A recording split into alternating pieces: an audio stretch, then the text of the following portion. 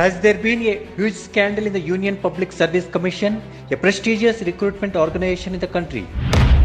The trainee IAS Pooja Ketkar controversy, doubts are coming on the recruitments of the entire organization. How many people got jobs under reservation quota with fake certificates like this? Is the Pooja episode a sign of this? Is the string moving all the way around? Why did UPSC Chairman Manoj Soni resign exactly when this controversy came out? What is the mystery behind his resignation despite another 5 years term? Did he leave in the name of personal reasons with the fear that all this will be wrapped around his neck? Who is behind the highest service irregularities? Is UPSC in a situation where reservations are being misused by some? Is the apex body in the position of not being able to examine at least the certificates of the candidates? Now, should the investigation be done on the Pooja affair or the irregularities going on in the entire UPSC? Many such questions are coming now. To find the answer to this, we need to know what actually happens in the UPSC. UPSC conducts the civil service exam every year to provide the best administrators to the country. UPSC selection process is a transparent, merit-based process designed to recruit candidates for approximately 24 civil services. There are 3 main steps in the UPSC selection procedure. UPSC selection process commences with the prelims exam, which is qualifying test in nature. After clearing the prelim exam, candidates will need to gear up for the next big challenge, the mains examination. This UPSC selection process is significant as it is worth 1750 marks, which are considered for the final results. Third and final stage of the UPSC selection process is the personality test. It is also known as the UPSC interview. Those candidates who make it to the UPSC mains cutoff are invited for the IAS interview, where a panel of experts assess their problem-solving capacity, decision-making skills, ethical values. They will award marks out of 275 according to the performance of candidates in a 20 to 30 minute long discussion. The document verification process is conducted simultaneously with UPSC interview, where original documents that were uploaded are thoroughly checked to ensure accuracy and authenticity. The interview process is followed by a medical examination. And when it comes to reservations, reservation has been provided for 5 categories in civil services.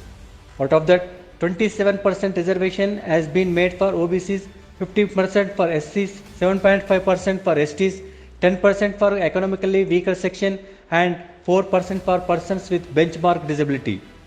There are some exceptions in terms of age and number of times to write exams. In general category, only 6 times are allowed for examination. OBCs can write 9 times.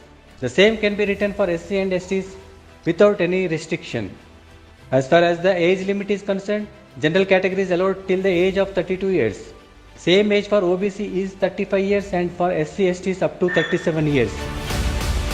Disability quota, they are allowing up to 42 years.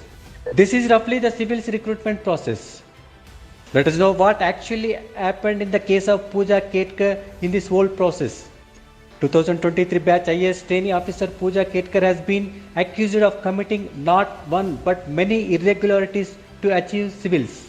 And this, along with OBC reservations, persons with benchmark disability quota has also been utilized. Fake certificates were submitted for this purpose.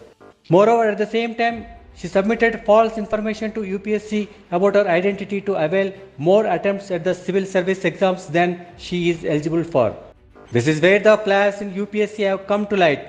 It was not until Pooja was selected and the training was completed that no one noticed that she had got the job eligible illegally. All this came out because of Pooja's pride and all the attention fell on her, but otherwise it would never have come to light. Here comes the question of what a strong UPSC system will do. Candidates have to state which category they belong to while applying for prelims. It takes about 15 months from prelims to interview.